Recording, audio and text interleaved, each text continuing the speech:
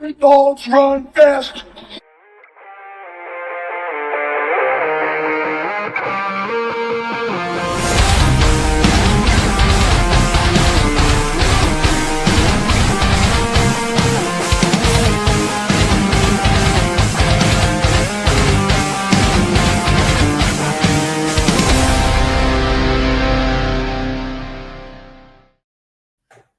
What is going on, everyone? Welcome into my dog's favorite podcast, the Dynasty Dogs. Tonight, we're going to be doing a live rookie mock post NFL draft. This is our first one together.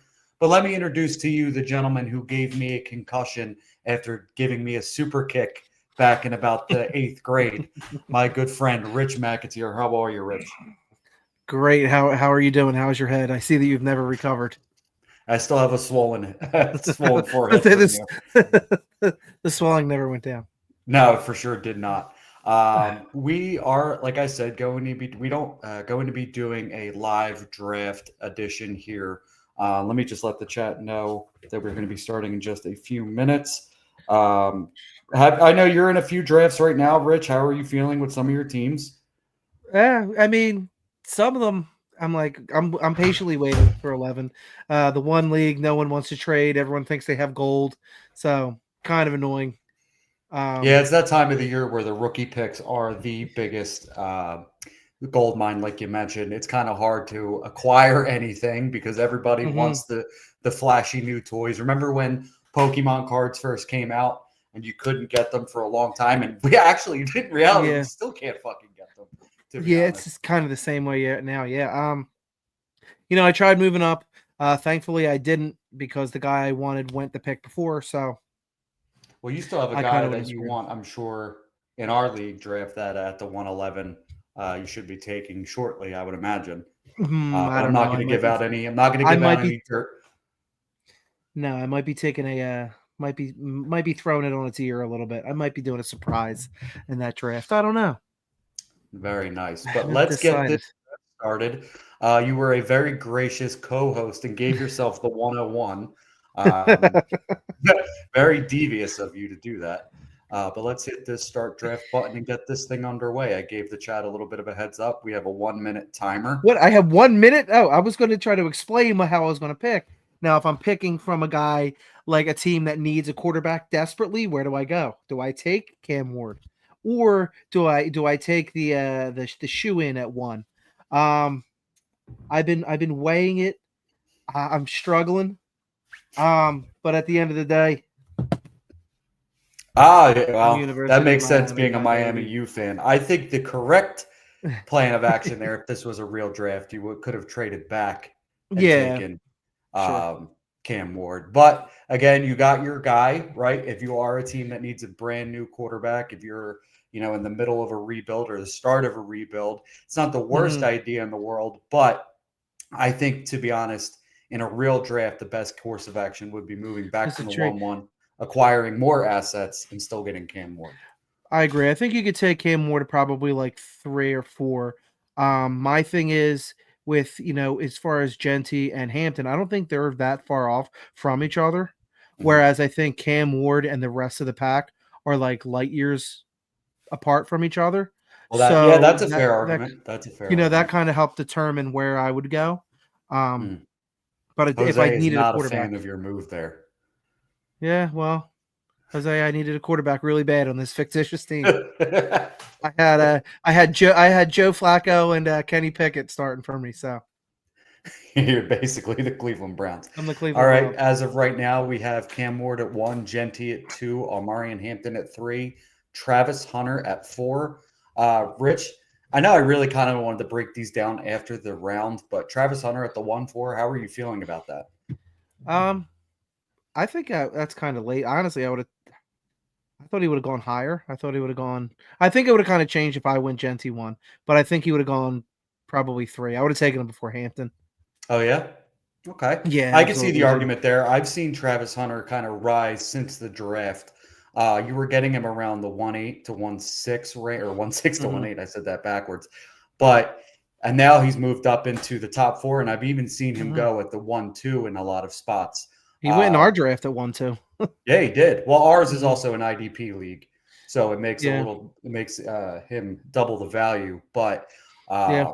I definitely could see the argument for taking him in the top 5 because of the immense talent. I mean, you and I both talked about it.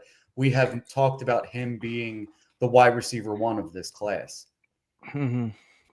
We got Wiz here on the board at the 1-6. He's going to take all 1 minute.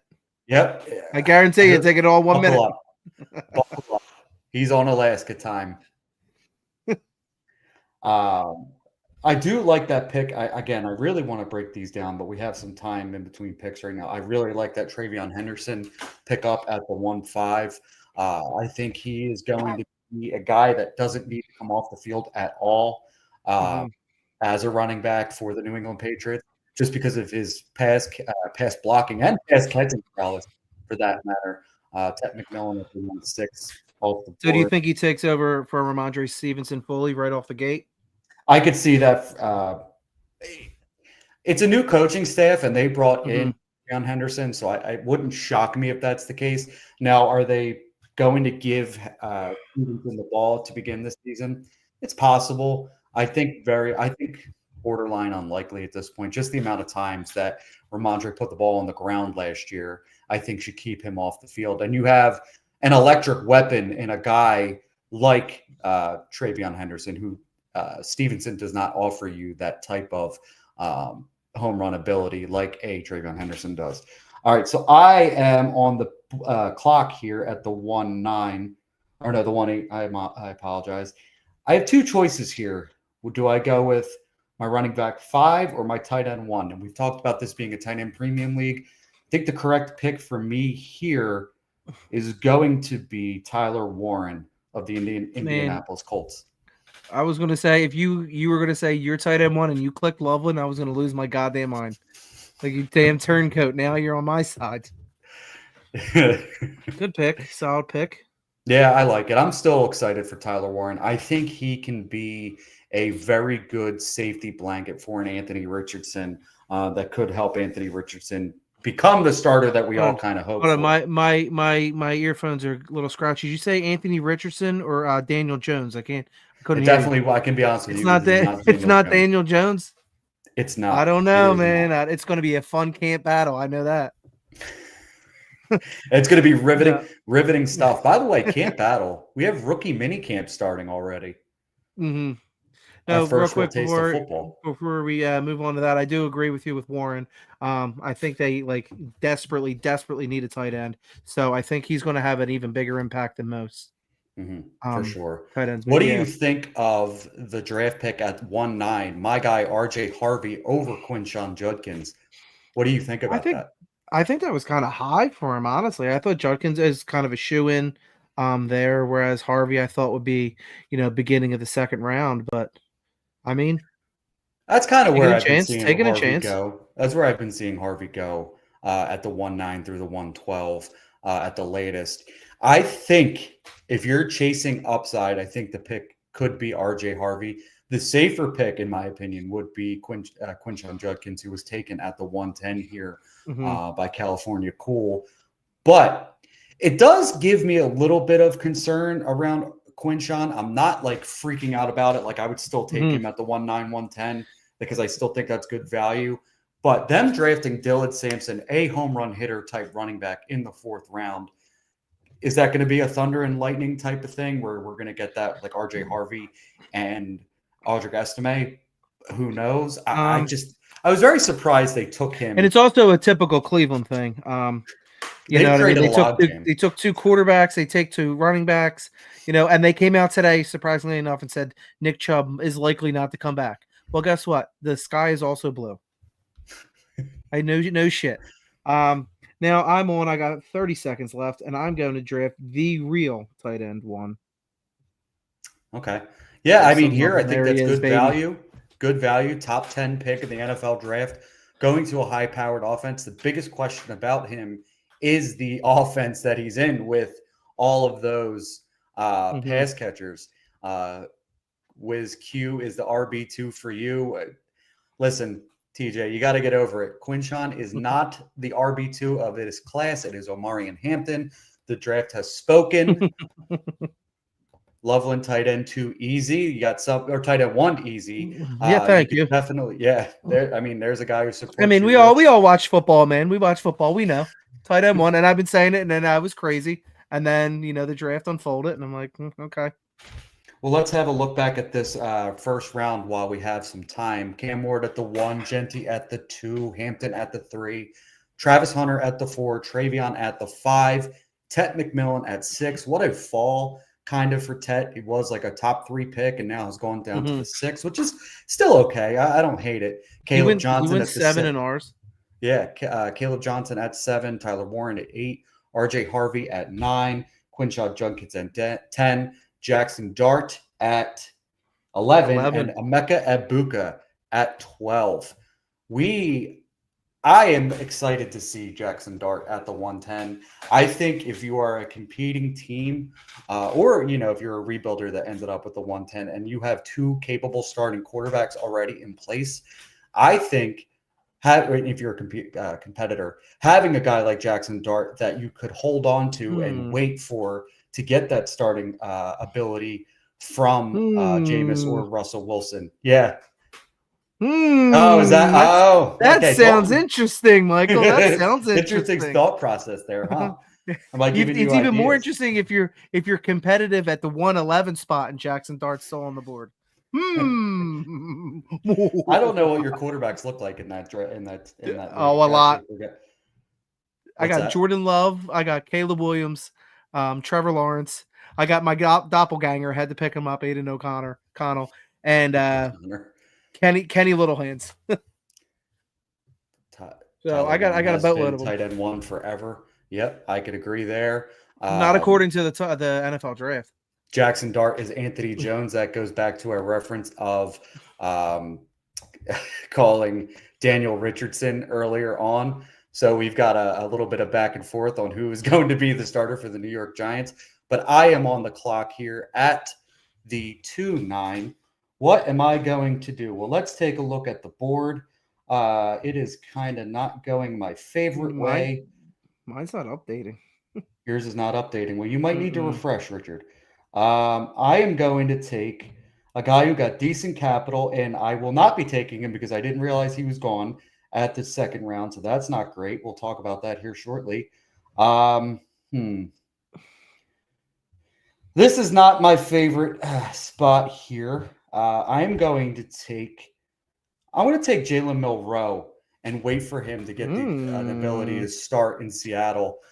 Is it a little high? Maybe. I kind of seen him go around this part of the draft in our rookie drafts towards the end of the second round. I think if this dude gets the chance to start, he could, break fantasy.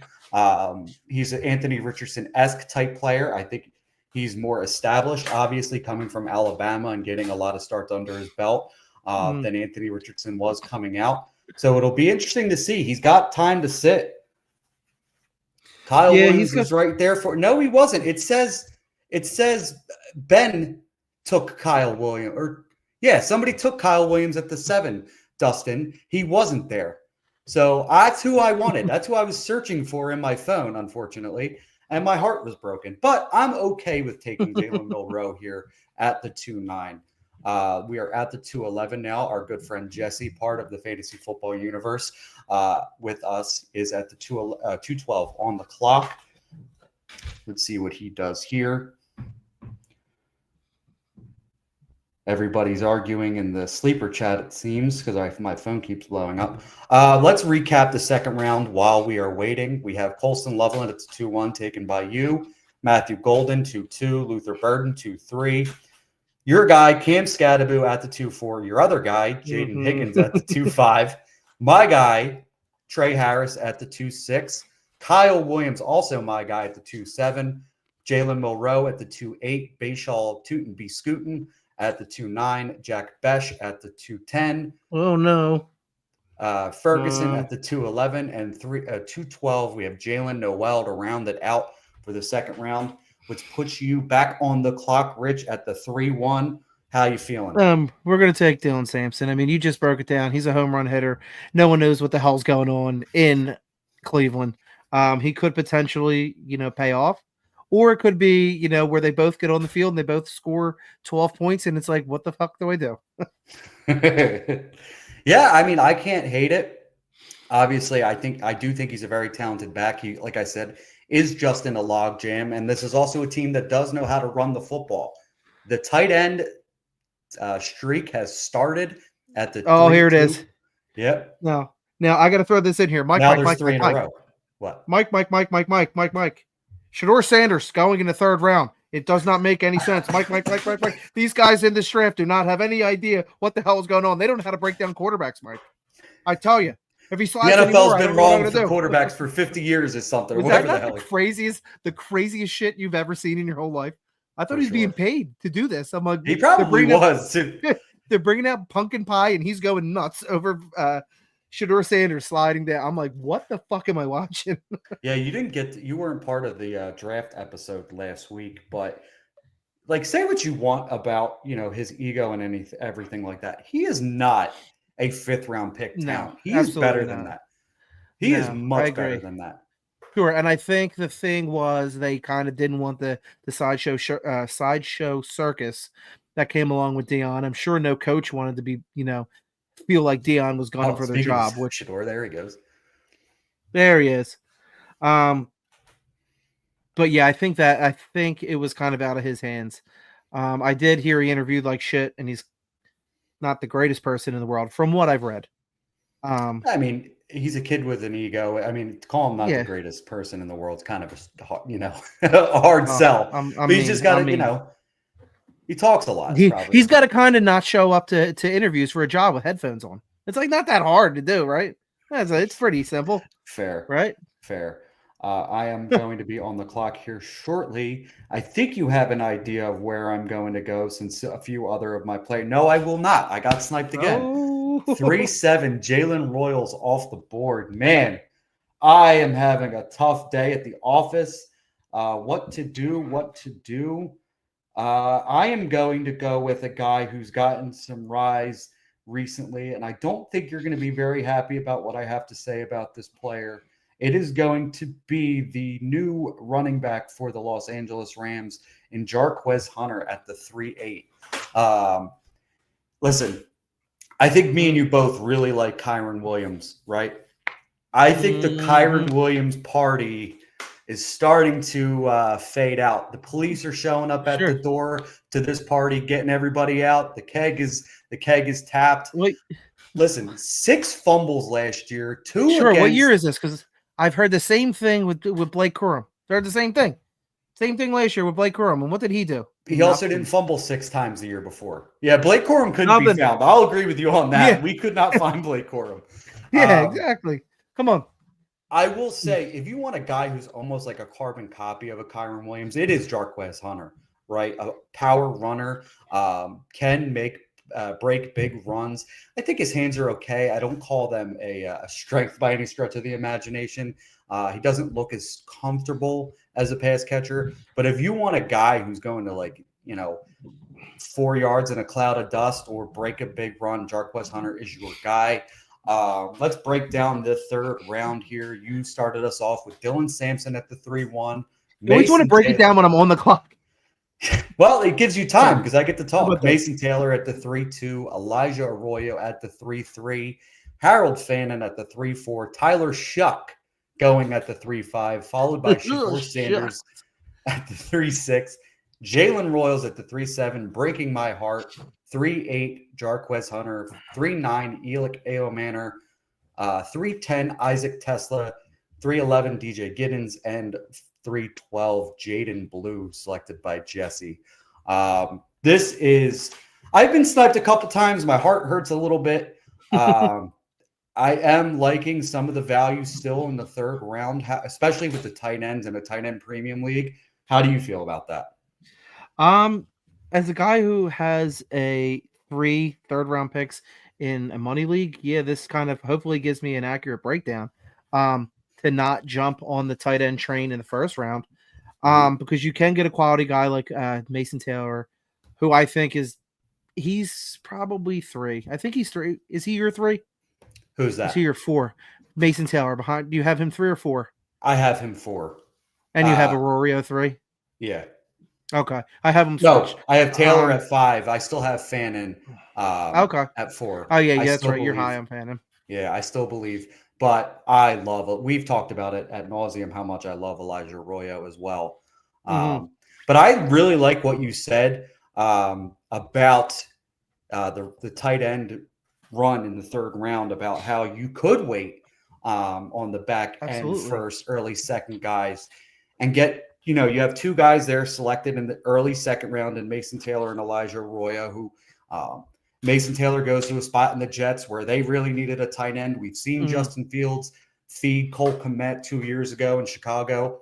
Elijah Arroyo goes to Seattle. When TJ Hawkinson was healthy last year, he averaged 6 targets a game with Sam Darnold. I think that breeds well for Elijah Arroyo, and he's a seam stretcher. They do not have one of those in Seattle. They have 2 guys that'll, route you up to death in the intermediate part of the field, but they don't have a guy that can stretch the field. Elijah Arroyo's that dude. I love that pick. And then Harold Fannin, my guy, at the 3-4. Still love it. Still a big believer in him. Third round capital, solid. I like it. I wished it would have been second. But he goes to a spot in Cleveland where David Njoku's on a contract year. Will he be there next year? We do not know, obviously. So he could be in a line for some work. I am on the clock again. Real quick, I think I lied. I didn't have Mason Taylor as my 3. I had Terrence Ferguson at my tight end 3. Mason Taylor was my tight end 4. I love, dude. I was shocked when he went to the Rams at 46. I was like, dude, what the fuck? The Eagles didn't go tight end anyway. So, he even went at the 211 in this draft, which is still great value for an early second round pick. I am on the clock here again. I have a few options. It's between 2 guys for me. Do I want to take a tight end here, even though I took one earlier? I don't really have to. Actually, there's 3 guys here. I am going to go with my guy from pre-draft. He got third round capital to the Minnesota Vikings. Ty Felton at the 4-8 feels pretty solid, to be honest with you. And if JJ McCarthy is anything like Sam Darnold, this is a pretty high-powered offense. So let's hope he gets on the field as the wide receiver 3 on that team. Let's see let's look at some of the comments we have here. Arroyo's injury history concerns me for sure.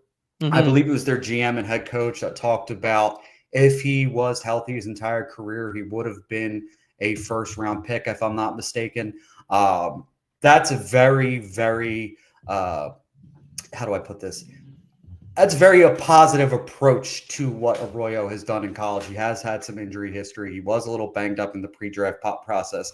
But like you said here as well, Jamie, such a hard dude to tackle, and he's a really good route runner for his size, and he's got speed to break a big play. What do we've got here? I've seen some push Ferguson up, especially in LA. Rich will be the first to tell you he completely agrees with that.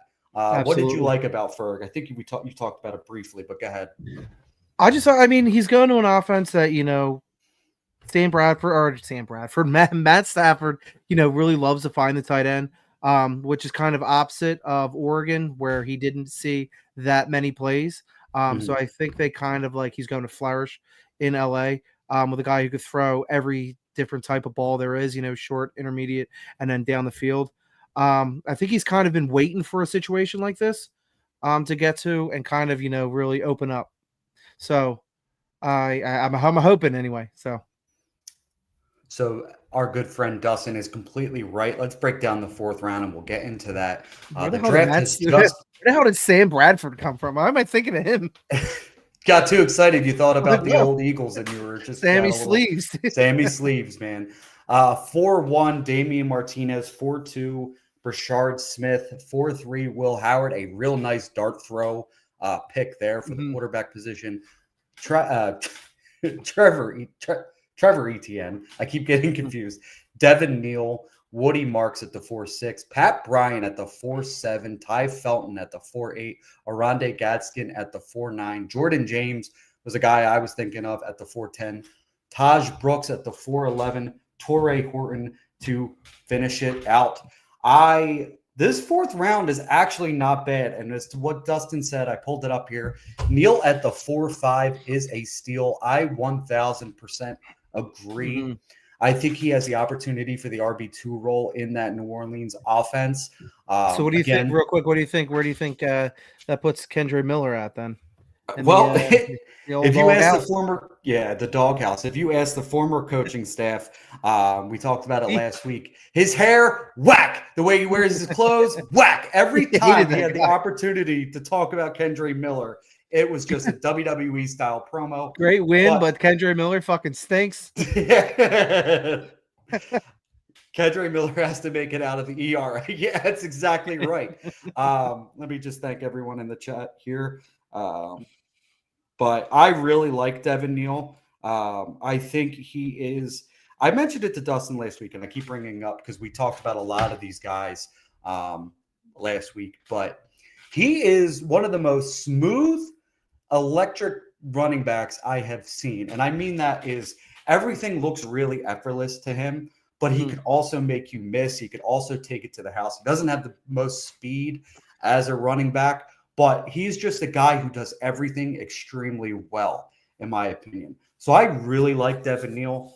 It would not surprise me if he ends up being the biggest steal of this draft, especially where you're getting him in like the fourth round. Let's talk about who else do you see as a value here before we start breaking down some of these teams in the fourth round? I like that, dude. I like the Will Howard pick a lot. I think he's eventually going to be the starter in Pittsburgh. I was kind of down on him during the actual NFL draft, but where he went in the draft was kind of like it eased my mind a little bit. I think he's going to probably be behind Rudolph for a year.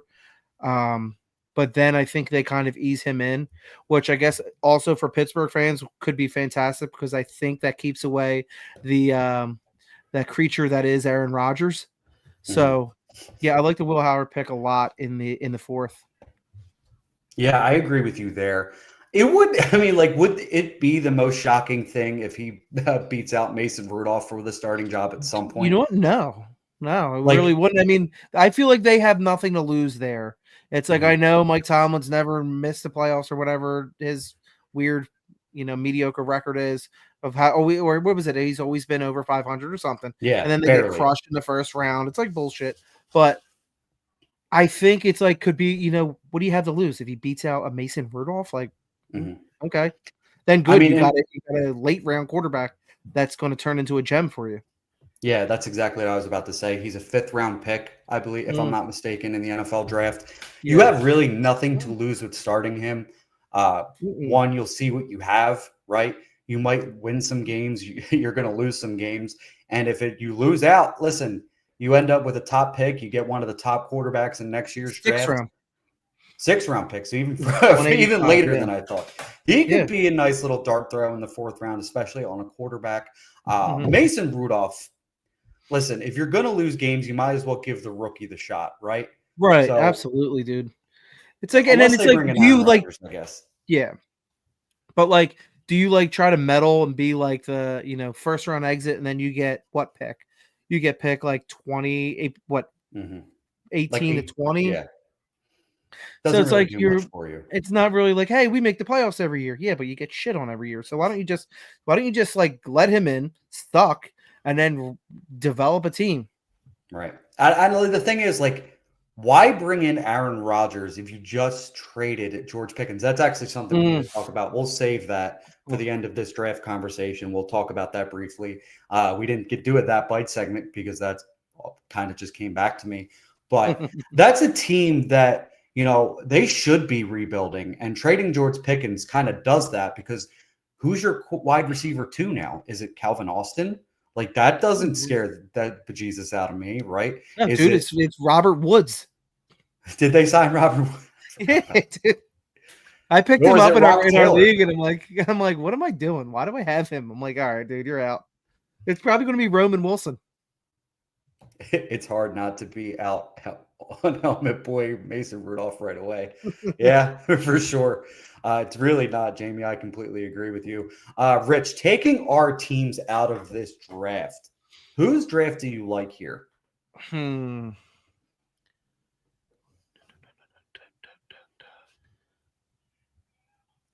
You got to put on your reading glasses. What's happening? Yeah, over dude, there? it's like really tiny. I like. You can also look on your phone too if you want. I already exit. I went back to our draft. I'm trying to see because I'm up next.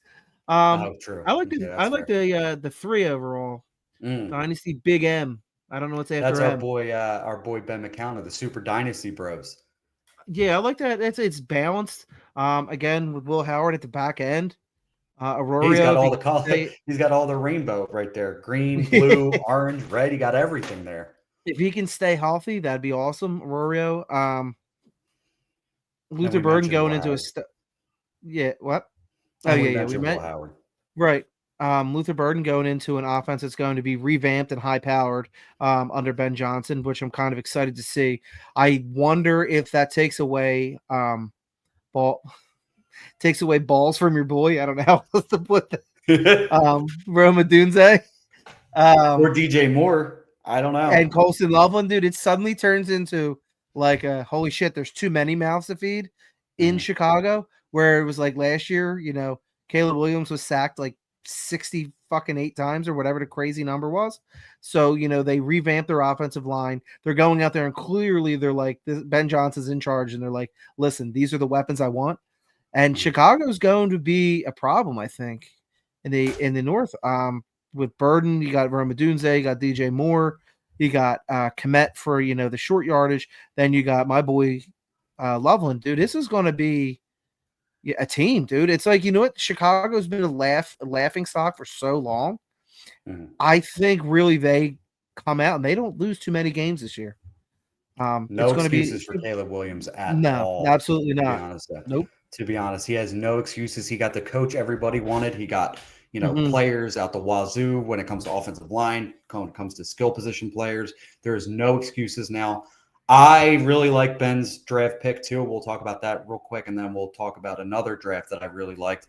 But Amarian Hampton at the 1-3, Burden at the 2-3, Roy at 3-3, and then Howard at 4-3.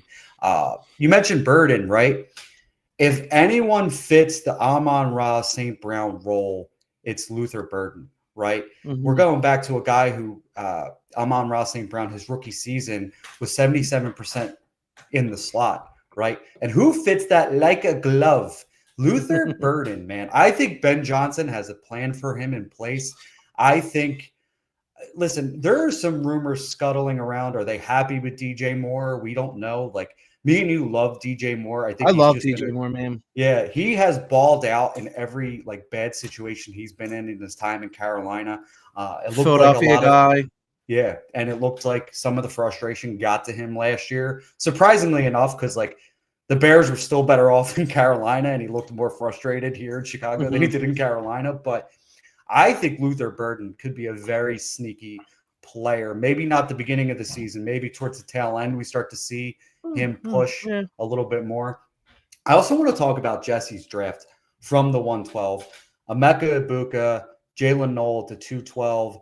312 is Jaden Blue, and 412 is Torrey Horton. Emeka Egbuka going in the first round to the Bucs was a very kind of shocking experience, to be honest.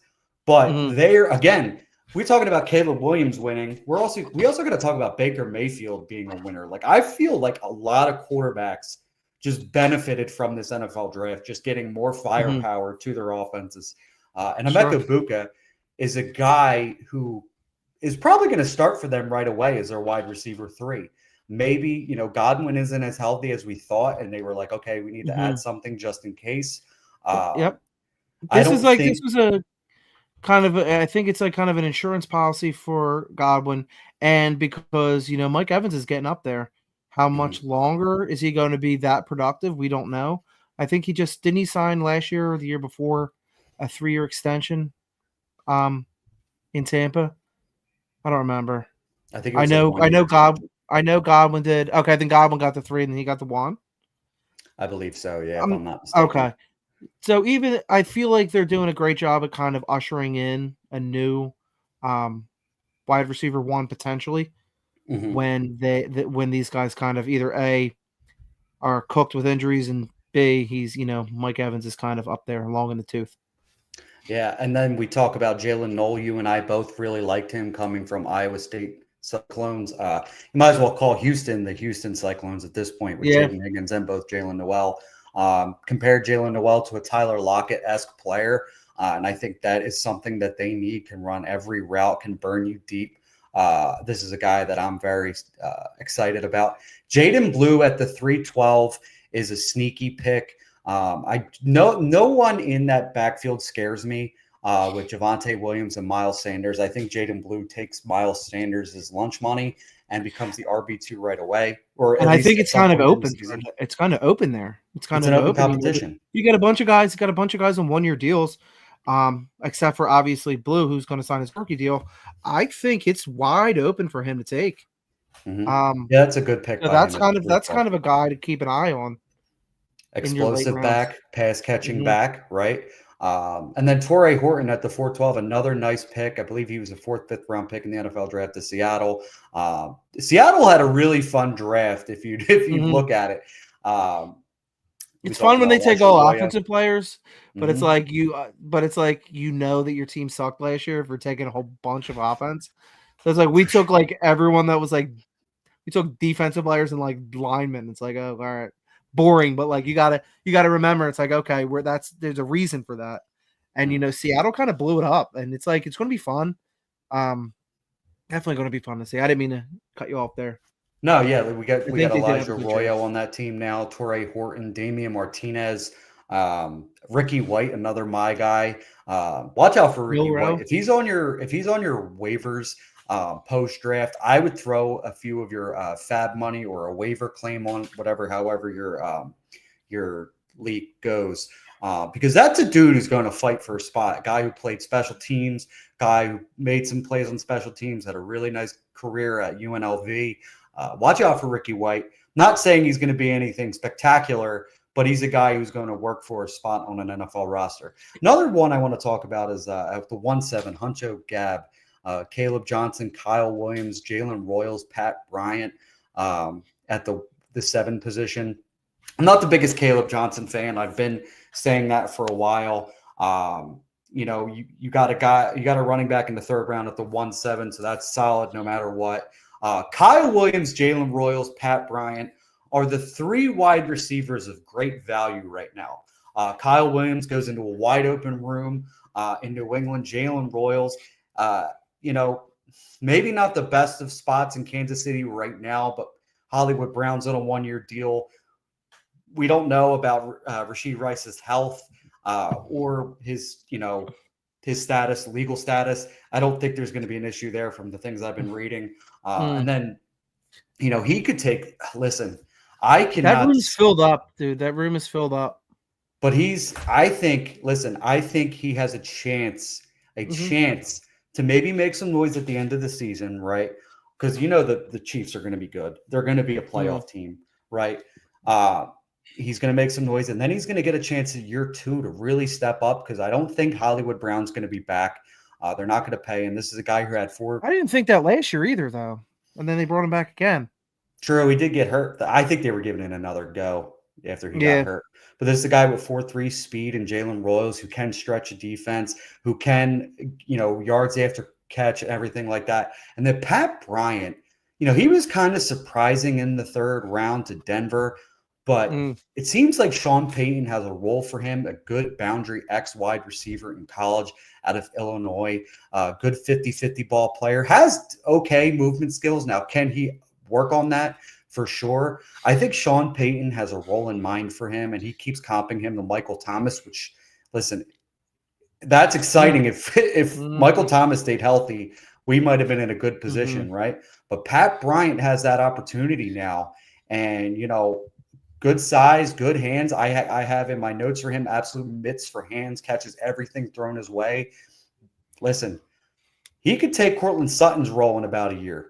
So watch out for Pat Bryant. He's a guy that I've had my eye on in some leagues that I'm in late rounds. So I'm glad you covered him, because he's a guy definitely to keep an eye on in the later rounds.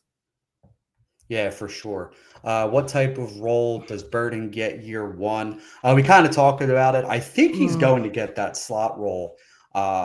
DJ Moore can line up everywhere. He has been more to the outside based on what PFF is saying. And then when Rome Odunze is a prototypical X wide receiver, I think Burden gets that slot, and I think that could be good for the offense itself. Big D, Hawks talk for sure. Let's go 12s. Let's go 12s for the love of everything holy. They got to figure out guard. For sure, center and guard combo. Jesse, you're absolutely right. I think after what's his name retired in the middle of the season, I was like, what the hell is going on in Seattle? Their center retired right during the season, and I was shocked by that. I like White as a 5th rounder waiver pickup. Fast dude. Absolutely agree, Chris. This is a dude I was really high on pre-draft. I thought he'd be a nice flyer, and now you're getting him pretty much for free in most leagues. I was just very excited about him, just seeing how he is as a player. Overall, good draft. Is there any other teams you want to talk about? I talked about 2. Actually, yeah, I talked about 2. Is there another one that catches your eye? No, I think you pretty much covered it. Okay. My team. Of course, your team, even though you took the reach with Cam Ward at the 1-1. But no, I told you, dude. I had Joe Flacco and Kenny Pickett as my quarterbacks. For sure. We do need to talk about the George Pickens trade to the Dallas Cowboys. Oh God! A 3rd round pick. Oh, I think it was day. a 3rd and a 6th. 3rd and a 5th. 3rd and a 5th for. I think 3rd and 5th. Okay, for George and a 6th or something like that, or George and a 7th, if I'm not mistaken. Mm-hmm. It was like a late round pick swap or something crazy like that. I am pretty excited for George Pickens in Dallas from fantasy purposes. Not as an Eagles fan, I ain't thrilled about it. But go ahead, let me hear it, and then I'll. You're just excited, dude. If he got traded to the fucking Saskatchewan Roughnecks or whatever the hell it is, you'd be like, I'm excited for him. You just love him. He's a guy who goes into your locker room, he throws a pipe bomb, and then that's what happens. He's disruptive. Listen, I can't wait for it to happen. Can he be explosive? Absolutely. Listen, he goes to a team now where he's never had a quarterback like Dak Prescott in his life, right? There is Kenny Pickett was not that guy. We were kind of hoping for Russell Wilson. We did see some flashes in the middle of the season with those two were connecting. I don't really know what happened there towards the end. They kind of became one-dimensional. He had Mason Rudolph, which is nothing at all either. So I think with him and CeeDee Lamb, this could be a really good offense. CeeDee Lamb is a guy who can line up everywhere. He has been a really good slot receiver his entire career, one of the best receivers in football. It's hard to say as an Eagles fan, again, like I mentioned, but you can't deny the talent that he has. And then you got George who could line up out wide and win the 50-50 ball, go deep. Sure. This is the best possible case scenario for them as a wide receiver too in Dallas. I don't see – that's where I disagree because, number one, I don't think he's ever going to like the fact that he's a wide receiver too. I think he's going to cause a lot of be very disruptive as he's not getting you see him in Pittsburgh. He was, granted his quarterback sucked, but he wasn't getting the amount of balls that he wanted. Now everything's going to go to CD. If he doesn't get it, he's going to lose his goddamn mind. He's not. Do you think he's going to take wide receiver 2 money? I don't think so. He's got 1 year left on his deal. They're going to have to pay him, or they're going to have to pay Micah Parsons. Yeah, exactly. So he's going to leave. He's going to be out of there. I think this is a 1 year deal for Dallas, which is, it almost should be a 1 year deal because you have to pay Micah Parsons. And if you pay George Pickens over Micah Parsons, you are fucking insane. I can't argue that as one of the best. You know what I mean? Please be insane. Please be insane, Jerry. We know you are. So pay George Pickens and let Micah Parsons walk. So you don't see any fantasy value from George Pickens here? Sure, I do, but it's hard for me to separate the fact that he's like beating people up on the sidelines, and I'm just like, dude, you have all this potential. You're a great right, but like the thing is, like you're a good football player. Stop being an idiot. You know what I mean? Like it's like come to a point where like be a grown up, like be a grown up. Stop throwing bitch fits because you're not getting the ball. You're whining on the fucking sideline. Stop. Like when it's. You know what I mean? Well, okay. Help your team win a game. And I swear, if I was a head coach of any football team and I see my guy chewing out his teammate, See ya. Get I've out of never here, really dude. seen him chew out a teammate. I've seen him go You didn't after see him other teams. on the sidelines, dude? Oh, my I don't know goodness. if I've ever really seen that. What I will say is I do think more targets are going to go his way with CeeDee Lamb, being able to create opportunity for George Pickens. Maybe that's a little bit of hopium, right? But he's never had the caliber of any real wide receiver, to be honest, on the opposite side of him.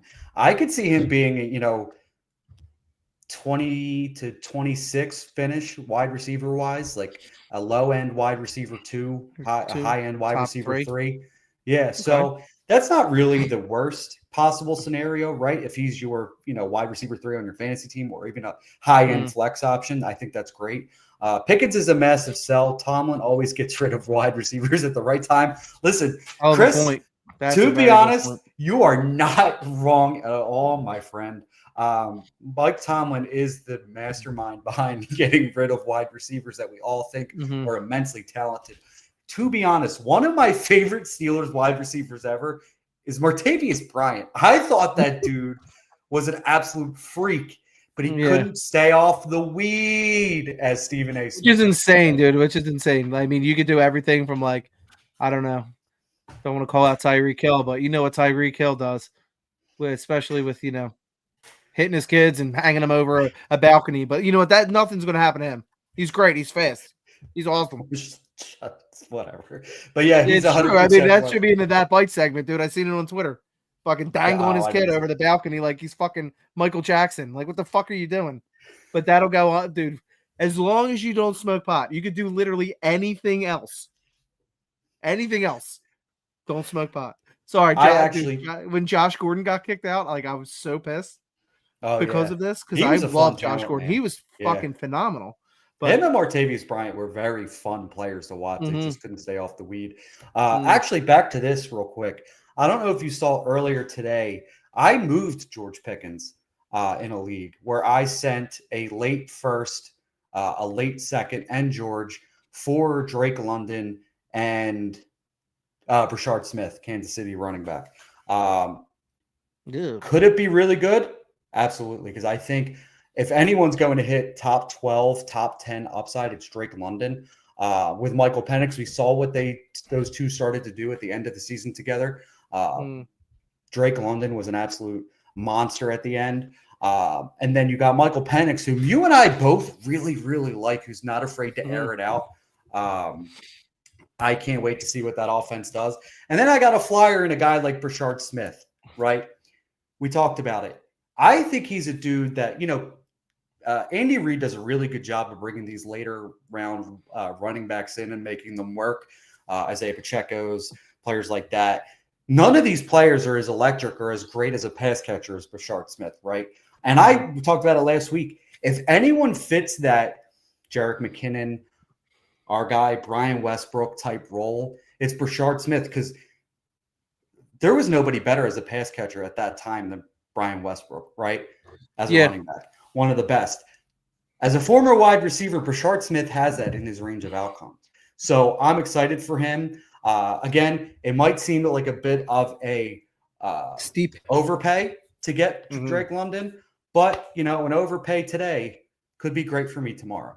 So we'll see. But you could put that on a fucking poster. I heard that somewhere else before. I don't remember where, or it was something along those lines to that quote. So I don't want to take that. You, by the way, should have a shirt where that says "Don't be a hydrant" or something like that. What was that? Some days you're the dog. Some days you're the dog. Some days you're the hydrant. Yeah, don't be the hydrant. That's a saying by Rich. We got to bring in the Rich quotes and the Rich facts per show now, since I do the Rich facts at the beginning of the show. Jamie, thank you for joining this draft. We really appreciate it. It was a great show. Nice. Rich, do you have any final thoughts before we head out? No, I don't. I'm on the clock. I'm on the clock right now. Oh, wait, what happened? I don't know what to do. I'm up. Caleb Johnson went. Oh, okay. Well, I don't know what to do at 111. All right. Well, I will let you go figure that out. You guys have a good night. We will see you guys next week. This is it for the Dynasty Dogs, brought to you by Fantasy Football Universe. We'll see you again next time. Peace.